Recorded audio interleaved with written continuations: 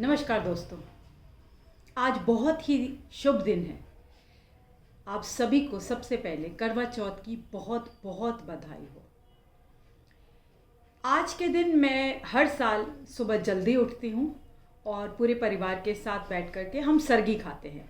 ये हमारा सालों से ये नियम है और उसके बाद मैं और मेरे हस्बैंड मंदिर जाते हैं।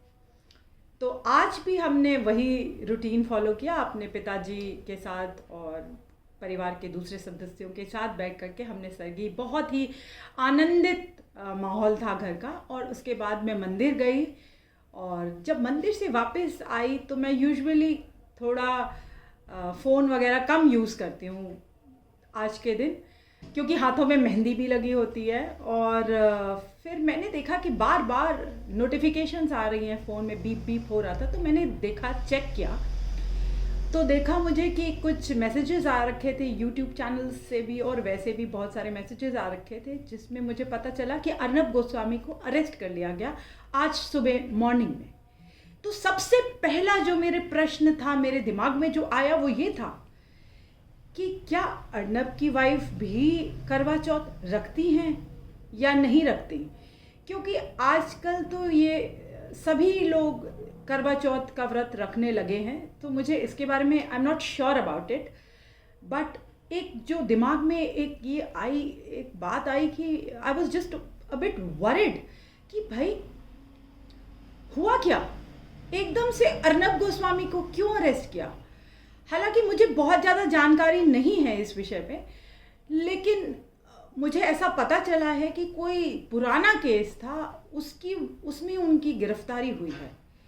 लेकिन ये क्या हुआ कि कोई 2-3 साल पुराना केस होगा तो उसमें समन्स तो जारी किए जाते हैं, इमीडिएटली अरेस्ट तो नहीं होता। तो ऐसा क्यों हुआ, क्या क्या कारण हो सकते हैं? क्या अर्नब गोस्वामी जो लगातार एक्सपोज करते आ रहे हैं, चाहे वो पालघर साधुस का केस हो, चाहे हाथरस का हो, चाहे और तमाम बातें सुशांत के बारे में जो उन्होंने एक्सपोज करी, जो मुंबई पुलिस को उन्होंने लगातार एक्सपोज किया, क्या ये कारण है? क्या उनकी आवाज़ बंद करी जा रही है? फिर मैंने एक और ट्वीट भी देखा रविशंकर जी का, हमारे लॉ मिनिस्टर साहब हैं, वो सिर्फ कड़ी निंदा ही कर रहे हैं इस पूरे प्रकरण की। क्या वाकई वो कभी कुछ करेंगे या सिर्फ कड़ी निंदा ही होगी? अब रही बात मीडिया हाउसेस की, ये बाकी के मीडिया हाउसेस सभी शांत हैं, बिल्कुल चुप हैं। कल इनके साथ भी यही हो सकता है। ये इनको याद दिलाना चाहूँगी कि आज अर्नब गोस्वामी है, कल आप लोग भी हो सकते हैं। तो आवाज़ उठाइए इसके। ये बहुत निंदनीय है जो उन्हें अरेस्ट किया गया, और उस टाइम अरेस्ट किया गया सुबह, बातचीत तक नहीं करने दी गई उनको अपने पिता से या अपने बेटे से। इतनी हड़बड़ी क्या थी मुंबई पुलिस को उनको गिरफ्तार करने की? कहीं भाग रहे हैं वो? ऐसा तो बिल्कुल भी नहीं है। हम में से कोई मानने के लिए तैयार नहीं है कि वो भाग जाएंगे। कहाँ भागेंगे? तो क्यों इतनी जल्दबाजी क्यों थी मुंबई पुलिस को? क्यों रोकना चाहती है मुंबई पुलिस? इतने जोरों शोरों से कभी उनके साथ इंटेरोगेशन होता है, कई लगातार घंटों तक इंटेरोगेशन करती है मुंबई पुलिस, जो कि आज तक उन्होंने किसी पत्रकार के साथ नहीं की। तो why only with Arnab Goswami? क्या बरखा दत्त को कभी वो इंटेरोगेट कर पाए? नहीं ना। तो why only Arnab Goswami?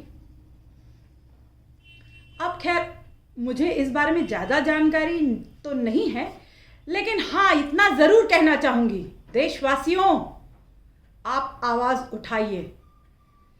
We stand with Arnab.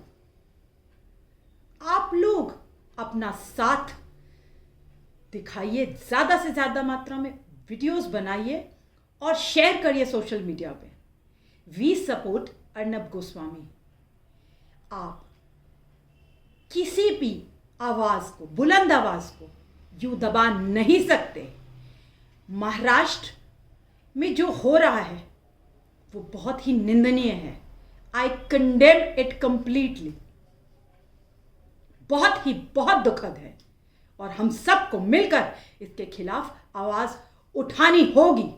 मैं उठा रही हूँ, आप भी उठाइए। धन्यवाद।